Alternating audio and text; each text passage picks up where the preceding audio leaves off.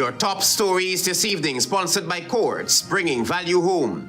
UK government to work with small island developing states on climate resiliency, says High Commissioner Miller. International Business Conference attracts local business interest. Pigeon infestation at BV primary school sparks health fears. Politicians call for urgent action. Government to pursue compensation after damage to median leading to the new Demerara River Bridge. And in sport, BUSTA partners with PETRA organization for 6th annual Under-18 Schools Football League. HGP Nightly News begins now.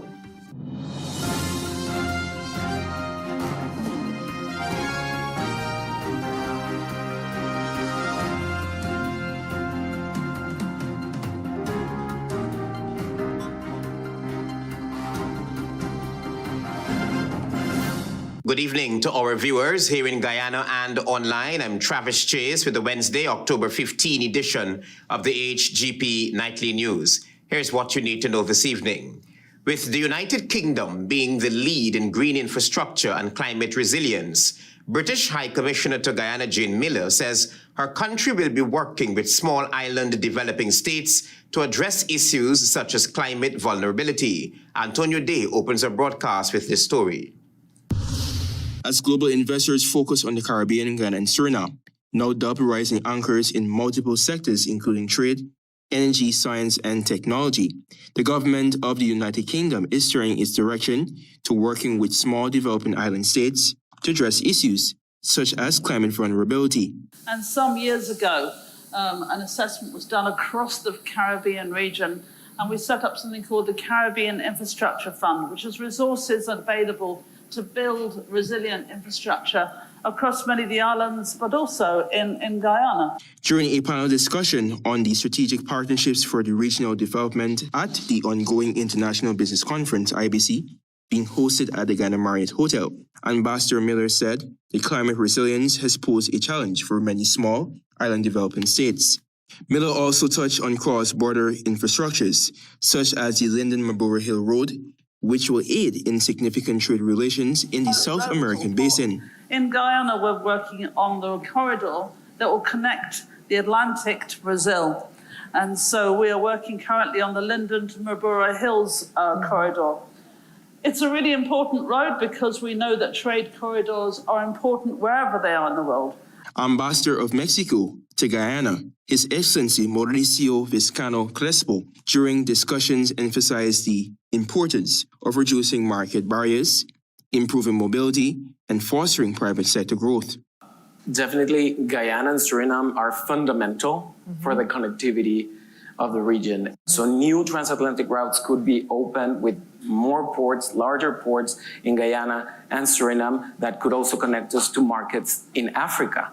The IBC was created to serve as a bridge between local ambition, global capital, visionary entrepreneurs, institutional investors, national economies, and international markets. Now in its third edition, IBC 2025 is geared at bringing together stakeholders from the Caribbean, Latin America, North America, Europe, and further afield. The conference nurtures partnerships across energy, infrastructure, manufacturing, ICT, logistics, agriculture, and financial services, ensuring that the region's private sector is equipped to thrive in a rapidly changing world. Tony Day reporting for the HGP Nightly News. The International Business Conference remains a hub for global investment and partnership, particularly driving prosperity in the Caribbean and South America. Antonio Day spoke with one such local enterprise that is fully utilizing the event to market their services.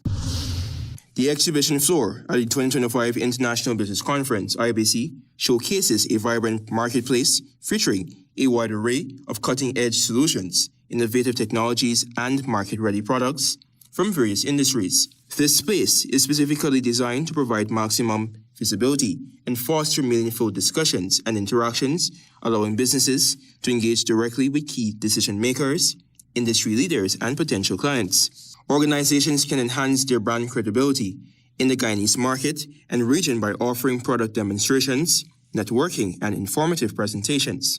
Latoya Pereira, Marketing Associate of the Guyana Port Incorporated, during an interview with Nightly News, expressed delight at being a participant at the IBC. What we do, we provide marine solutions. So if you have a vessel that needs repair, we can actually repair that vessel. And if you have plans to expand your fleet, then we can build you a vessel, whether it be a barge or a tug. And if you have ports that you're managing, we can deal with the dredging as it relates to port management. Ghana Port Inc., established in 2019, capitalizes on Ghana's burgeoning oil industry. With the country's only 2,000 metric ton floating dry dock, measuring 80 meters in length and 60 meters in breadth, GPI offers comprehensive repair services including engineering, electrical work, and marine fitting. Companies such as Target Logistics Inc., ANI, and Integrated Global Services were also on display. Antonio Day reporting for the HGP Nightly News. Thank you, Antonio, for your reporting. In an effort to strengthen collaboration between the government and the financial sector, Attorney General and the Minister of Legal Affairs, Anil Nandlal, on Wednesday met with representatives from the banking and financial sectors to discuss key legislative and regulatory matters impacting their operations. The story from Tiana Cole. As a follow-up to meetings held with President Irfan Ali on Wednesday, Anil Nandlal, Attorney General and Minister of Legal Affairs, met with members of the banking and financial sectors to address key legislative and regulatory concerns within the industry. The Attorney General was accompanied by Colin Crowell, Minister of Housing, Susan Rodriguez, Minister of Tourism, Industry and Commerce, along with senior officials from both ministries. Finance Secretary Sukrishnalal Pasha, Registrar of Commerce Reza Manraj, and Head of the Financial Intelligence Unit, FIU, Matthew Langevine, were also in attendance.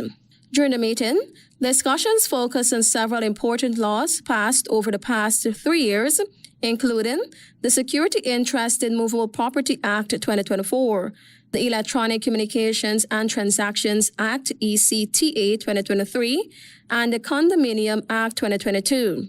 These form part of government's broader legislative agenda to modernize Guyana's legal and financial systems, promote ease of doing business, and support the country's rapid development. The banking representatives raised practical concerns about implementation of these laws, particularly regarding the operationalization of the Security Interest in Movable Property Act, the use of digital signatures under the ECTA, and the registration of the mortgages for condominium units.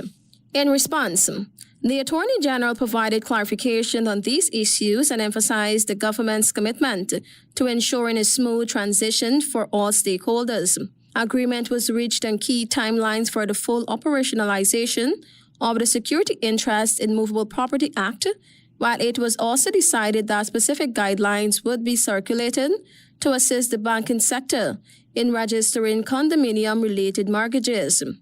Nandlal also reminded the financial institutions that Guyana's anti-money laundering and countering the financing of terrorism, AML-CFT, rating remains high. Representatives from Republic Bank, Citizens Bank, Scotiabank, GBTI, New Building Society, Bank of Baroda, Demerara Bank, and the Bank of Guyana attended the meeting.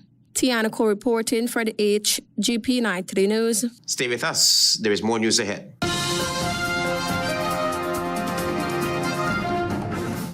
Make home yours every day with Courts. Everything you want. Make home yours anytime with Courts. Oh yeah, yeah, yeah, yeah. Ooh, oh, oh. Get value for your money. Ooh, oh, oh. Courts have the best quality. Home is what you make it. Best prices and good credit. Oh, Courts have it all. Oh, yeah. Home is what you make it. Top brands, you're sure to get it all. Courts have it all. Courts has what you need to make home yours. You can get it all with easy payment plans using Courts Ready Finance. Courts, make home yours. Welcome to SNL Electrical Inc., where lighting and electrical needs are met with expertise and style. From the latest in electrical lamps to durable cables, circuit breakers, panels, we have it all. Illuminate your space with our elegant chandeliers, stunning crystal lights, and versatile pole lights. Looking to upgrade your comfort? Explore top-of-the-line AC units and our diverse selections of stylish styles. Visit us at 170-180 Thomas Street, Kitty, Georgetown. Discover a solution that not only lights up your world but transforms it. Call us on telephone number 226-3018 or 223-1634. SNL Electrical, empowering your life with elegance, quality, and care.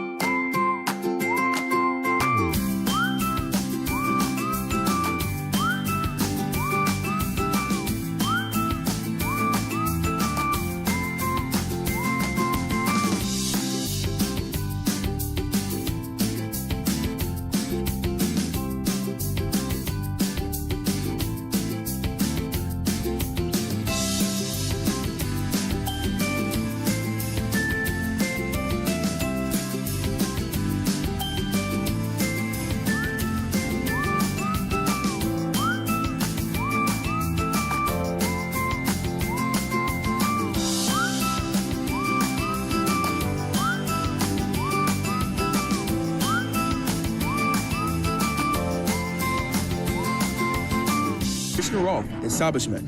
No job is too small or too large. We specialize in all types of fabricating machinery, excavator repairs, rice field pumps, and hydraulic hoses. Visit us at Lot 113, Block CC, Manripo, East Coast, Demerara, or call 220-9624, 629-4021, or 619-7880. At Krishna Rolf Establishment, no job is too small or too large.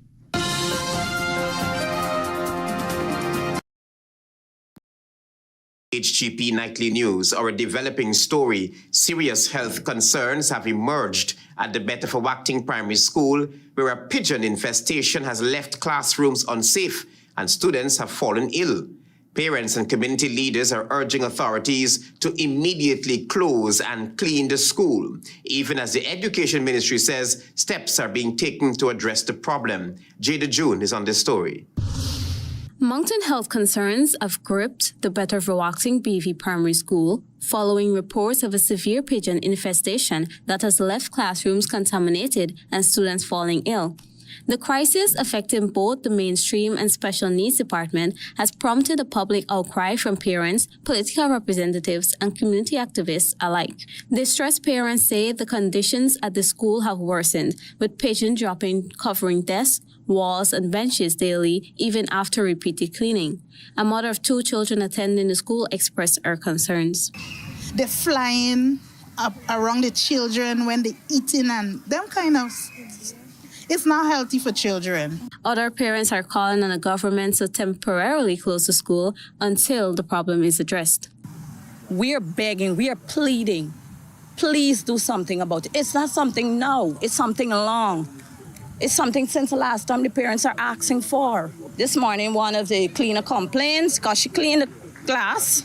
And then when she come this morning, there's pigeon poo all over on the desk, on the board. The issue was first brought to the national attention by Hannah Mohammed, sister of the We Invest in Nationhood Win Party leader Azruddin Mohammed, who shared photos of the condition on social media. The pigeon infestation has taken over the entire school. It is our duty to ensure that these are not the conditions that our children must be left.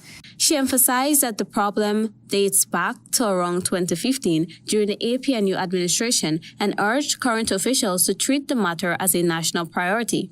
Our colleague Odessa Primus, the General Secretary for the Win Party, also visited the site and condemned the government's handling of the matter. We boast about being the fastest growing economy, especially when we boast about our infrastructural development. And it seems that on the same hand, we have no care or concern for our human resources for our children. In response to the growing criticism, PPP Representative Neville visited the school and offered a contrasting perspective, acknowledging some issues but insisting that measures are underway.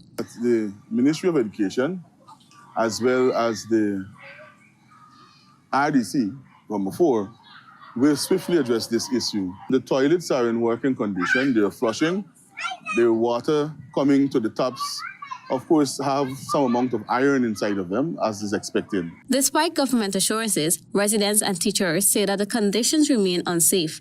Parents report that children continue to fall ill and that classrooms are still being contaminated daily. The BV Primary School situation has reignited national debate about educational infrastructure, public health, and accountability as citizens call for better oversight of learning environments across Guyana. While the Ministry of Education says work is in progress, parents and advocates remain firm in their plea. Jada June reporting for HGP Nightly News. We tell you now that Attorney General and Minister of Legal Affairs Anil Nandlal has made it clear that the government will take a consistent and firm approach to addressing cases involving damage to public property.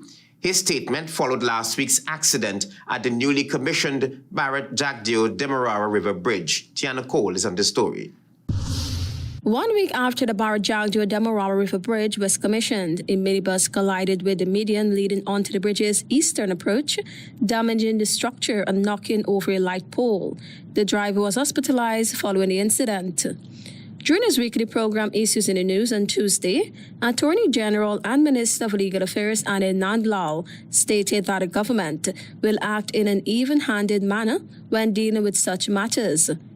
If we are committed to a course of conduct, then we are committed to it. And once we are committed to that course of conduct, then whoever it is, the treatment will not be different. Equal treatment is part of the constitutional protection accorded to every Guyanese citizen. Nandlal explained that the police are currently investigating the matter and a report is being compiled. He said the assessment of the damage to the public infrastructure is ongoing, including the cost of repairs. Once the report is completed, it will be sent to the Attorney General's chambers, where a letter requesting compensation will be issued to the person believed to have caused the damage. If that letter is not satisfactorily responded to, then other legal proceedings will follow. That is the approach which was adopted on previous occasions, and it yielded the compensation that was requested, and the public property was restored. The Attorney General emphasized that no different approach will be taken in this case, reaffirming the government's public commitment to hold accountable anyone who wantonly, negligently, or recklessly destroys public property. Tiana Cole reporting for the HGP Nightly News. On the police blotter, the police has requested information from the public regarding a fatal shooting at Middle Road, La Penitence. The Guyana Police Force has launched an investigation into the shooting death of a man of mixed race, whose identity remains unknown. The incident occurred around 3:45 hours on Tuesday, October 14, 2025, along Middle Road, La Penitence, Georgetown.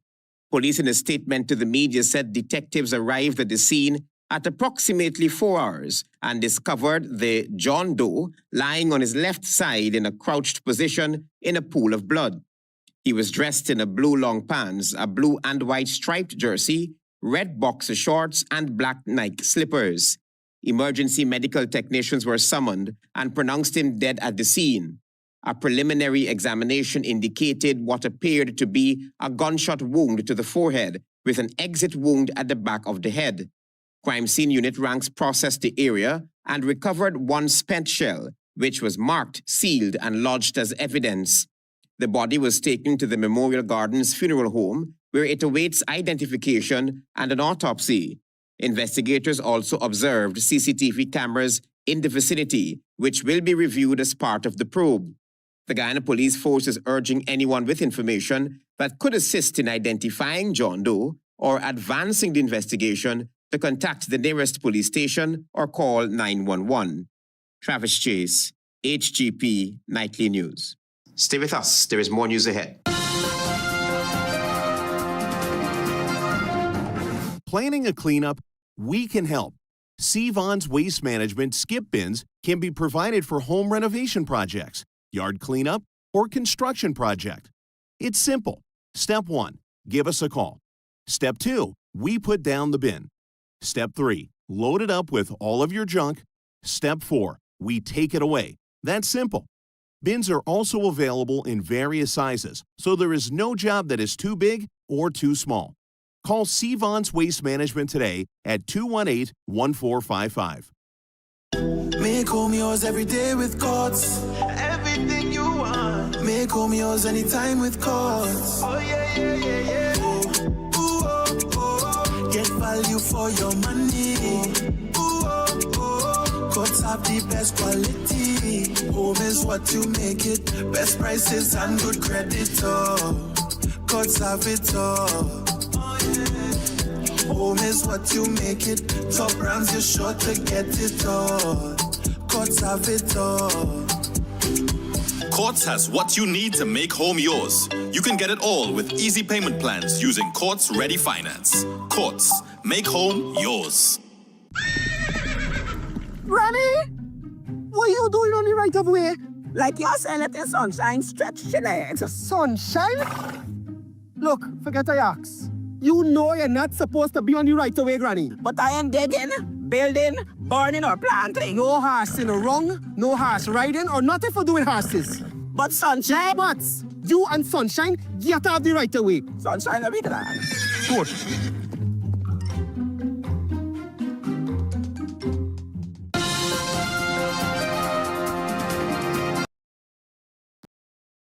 Tune to the HGP Nightly News. The New York Tri-State chapter of the Bishop's High School Alumni Association has launched its 4th Student Conference and Career Fair in Georgetown. Our reporter has the highlight from day 1. The New York Tri-State chapter of the Bishop's High School Alumni Association officially opened its 4th Student Conference and Career Fair on Monday at the Hurd-Manston Lodge and the school's Carmichael Street location. Held under the theme, and I quote, "Navigating Your Future Beyond High School," close quote, the 4-day event aims to empower students with practical knowledge, mentorship, and exposure to a diverse range of career opportunities, higher education pathways, and personal development tools. Throughout the day, students participated in a series of virtual and in-person sessions, a vibrant career fair, and engaging team-building activities designed to enhance communication and leadership skills. I just want to urge you to take this opportunity to connect with people and to ask as many questions as you possibly can. A major highlight of the day was the speed mentoring session, which pairs senior students with professionals and alumni mentors representing a wide range of fields from law, medicine, and engineering to the arts, technology, and entrepreneurship. What stood out most to me was the incredible diversity of options that were presented. President of the alumni chapter, Sharon Thomas, explained that this year's conference has expanded significantly with a greater focus on emerging technologies, AI, and employment readiness skills. Wanting to not only spark the curiosity of students, sessions were also geared at creating spaces for meaningful conversations. These students also expressed what they learned. With what I've learned from these workshops, it has allowed me to apply to my daily life the skills that I've learned for my development and for my future. The conference also includes a virtual component, allowing students to connect with over 60 presenters from around the world covering topics such as career development and employment skills, STEM, sports and athletics, business, arts and humanities, health and medicine, and personal development. Headmistress Ms. Shandina Welcome Lee expressed her gratitude to the alumni for their continued support. Co-chairs of the conference planning committee, Joanne Davis-Valls and Janice Davis-Street, lauded the planning team and the presenters for their dedication. They emphasized that the new mentoring sessions would enhance students' experiences and deepen their understandings of various career paths. The conference concludes on Friday. Jada Drew reported for HGP Nightly News. The National Research and Extension Institute, NARI, commissioned 2 transformative facilities dubbed Game Changers in Guyana's agriculture sector. The composting unit and the bait production unit are the new additions to the Nari compound. Marvin Cato reports. Guyana continues to celebrate Agriculture Month 2025 with the commissioning of 2 transformative facilities at the National Agricultural Research and Extension Institute, NARI, marking a significant milestone in the agricultural sector. Minister of Agriculture Zulfikar Mustafa attended the commissioning ceremony and emphasized the importance of investing in the agriculture sector. We want to do sustainable farming, and we have built this vermicomposting unit. I hope that we could make full use of it. The new composting unit and bait production facility are designed to strengthen Guyana's commitment to climate-smart agriculture, promoting innovation, sustainability, and community empowerment. If we want improvements in agriculture, we want sustainability, and we want to see sustained production. Therefore, science and technology is very important.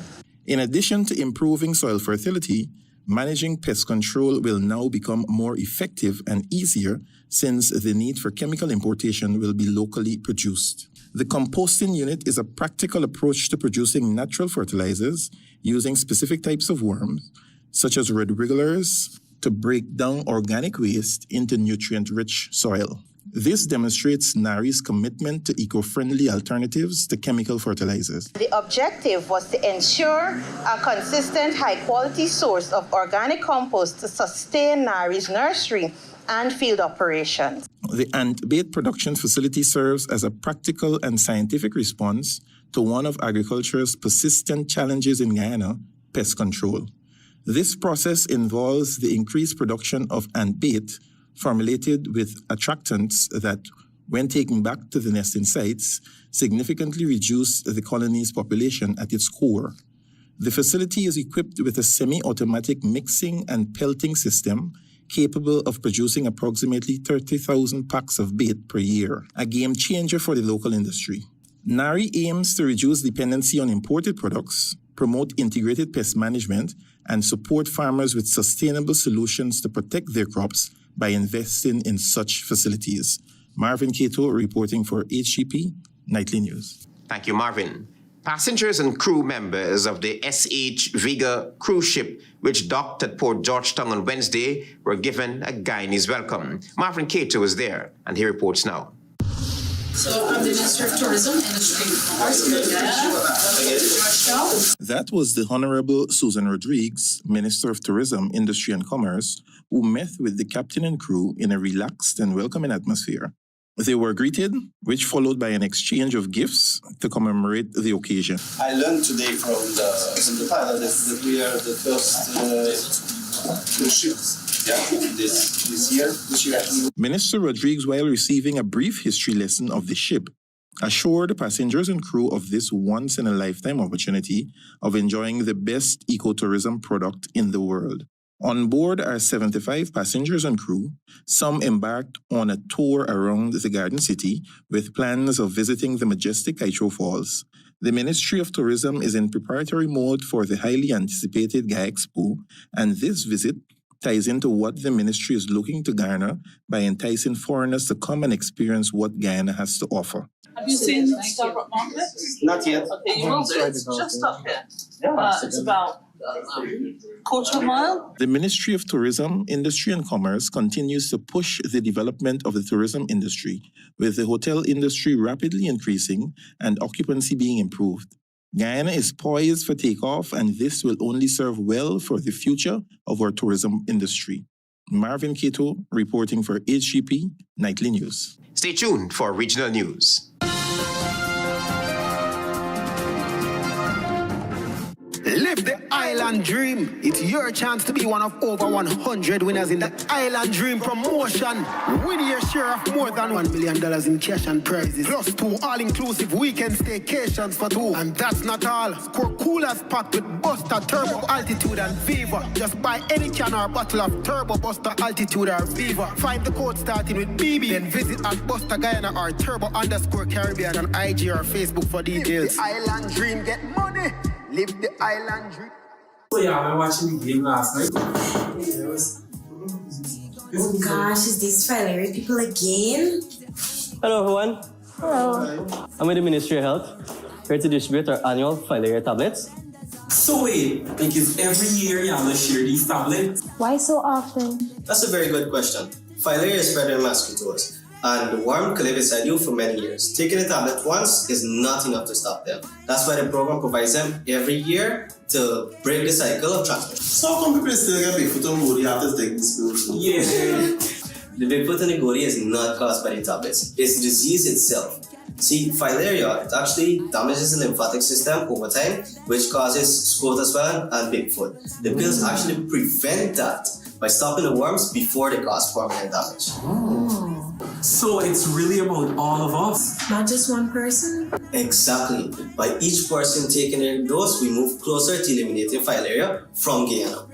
Alright, well, we'll take ours today. Yeah, I think that's the right thing to do. We'll take ours. Remember, everyone in your household needs to take the tablet too. That's how we protect families and our whole community. We are talking about fileria gonna get knocked out. TKO.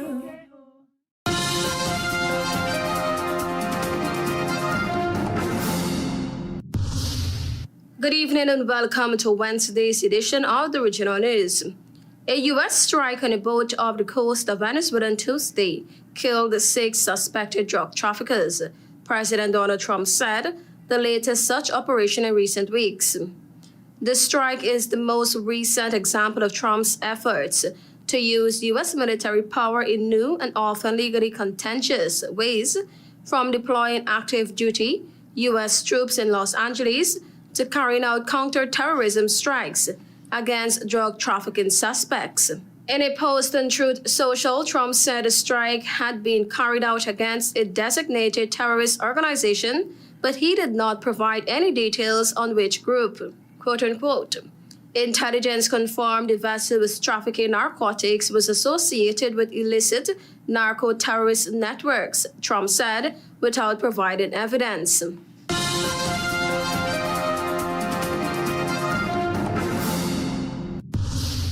Supreme Court Justice Alexander D. Moraes ruled on Monday to keep former Brazilian President Jair Bolsonaro under house arrest.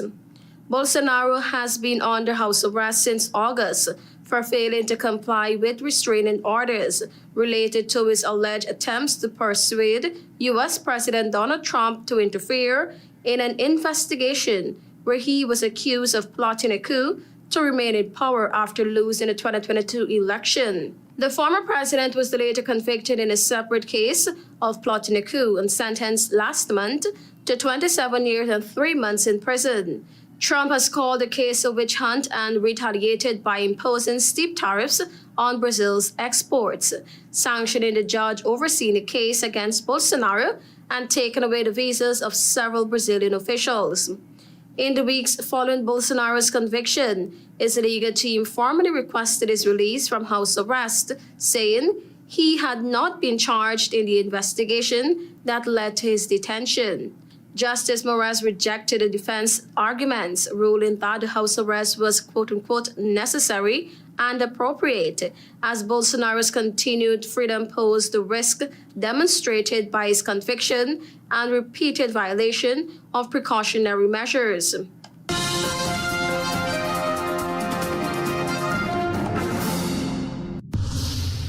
At least 14 miners were killed after heavy rains caused the collapse of a gold mine in southern Venezuela, authorities said.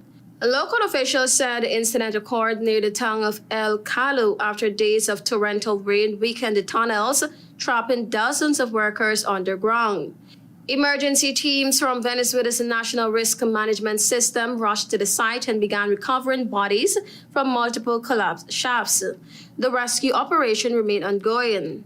So far, 14 bodies have been pulled from 3 separate tunnels, and officials warned the death toll could rise as poor weather hampers rescue efforts. Safety experts said the collapse highlights the dangerous conditions in informal mining operations where heavy rainfall and lack of safety measures pose severe risk to workers. Mining is a key source of income in Venezuela's southern region, but frequent accidents underscore the lack of oversight and weak infrastructure in the sector. Authorities said an investigation has been launched to determine the cause of the collapse and assess the stability of nearby tunnels to prevent further incidents. The Venezuelan government pledged to improve safety standards at mining sites and to strengthen disaster preparedness in vulnerable regions affected by seasonal rains. Thank you for watching. I am Tiana Cole.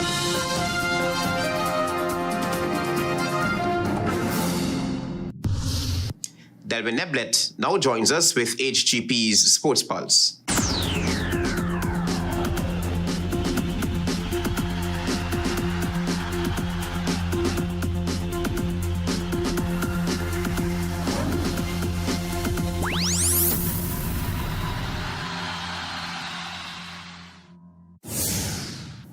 Good evening, Guyana. I'm Delvin Neblet with your HGP TV Sports Pulse for today, Wednesday, October 15, 2025. Action resumed in the Georgetown Football Association Senior Men's League 2025 with two fixtures at the Police Sports Club ground Ivleri on Monday. The first match was a 3-0 victory for Beacon FC over Venji FC. As player of the match, Sunil Logan scored a brilliant double and Anthony Awo Abrams also scored once in a winning effort. Match number 2 was an intense 2-2 draw between the North Stars FC and the Motherland FC. Player of the match, Jocelyn Dean, was superb with 2 goals for the North Stars as the Motherland's Lonsdale George and Wainwright Adams each scored 1 goal. Also in football, BUSTA partners with PETRA organization for the 6th annual Under-18 Schools Football League. Guyana Beverages Inc., GBI, through its flagship soft drink brand, BUSTA, is proud to be a part sponsor of the 6th annual Republic Bank Under-18 Schools League Football Tournament 2025, organized by the PETRA organization. The tournament kicks off on October 19 and will continue over a 7-week period, culminating on November 30. It will bring together some of Guyana's most promising young footballers from schools all across the nation, fostering teamwork, discipline, and sportsmanship both on and off the field. GBI, via the BUSTA brand, will maintain a strong presence at the match venues to celebrate the spirit of local football, committing to a value of over $1.1 million in support via cash, branded uniforms for players and coaches, and refreshments throughout the tournament. This year's league will feature the Abram Zool Secondary School, the 3 Mile Secondary School, President's College, West Ramveld Secondary, Charlestown Secondary, Dolphin Secondary, and the defending champions, Chase Academic Foundation. The winning team, along with the second place side, will earn the right to face teams from Suriname, Brazil, Jamaica, and Trinidad in the highly anticipated KFC Goodwill International Football Series set for December. Moving into cycling, the 2nd annual Percy Papp Boyce Memorial Cycle Race in honor of one of Guyana's cycling greats was held on Sunday, October 12, 2025.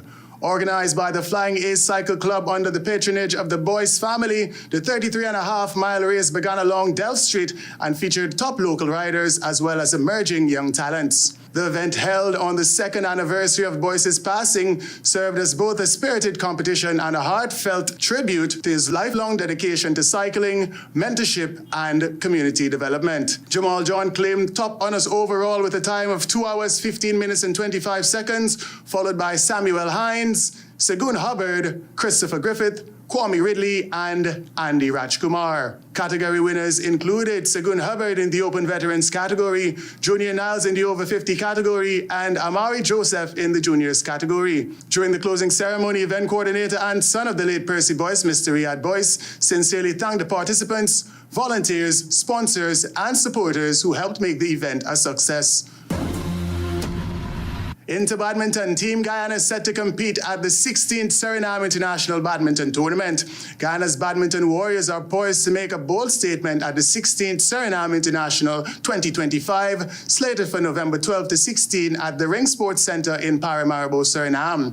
The prestigious event, which offers a total prize of $5,000 is sanctioned under the Badminton World Federation International Series category and is part of the Pan Am badminton circuit. Though the official entry list has not yet been publicized on the Badminton World Federation's portal, Guyana's Badminton Association is expected to field its full-strength contingent, combining experience and youth to represent the nation across singles, doubles, and mixed doubles categories.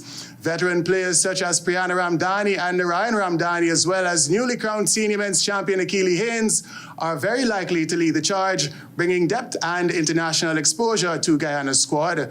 Emerging talents may also get the opportunity to shine on the regional stage. Guyana's strategy will likely center on disciplined play, stamina, and tactical awareness to compete against strong contenders from across the Americas. And finally, in cricket, action resumed on Tuesday in the 2025 Queensway Security Inc. Senior Men's Inter-County Tournament as defending champions took on the GCB Select 11 at the Edmore Ground on the east coast of Demerara. After winning the toss and electing to bat first, the GCB Select 11 were bowled out for just 185 in exactly 50 overs.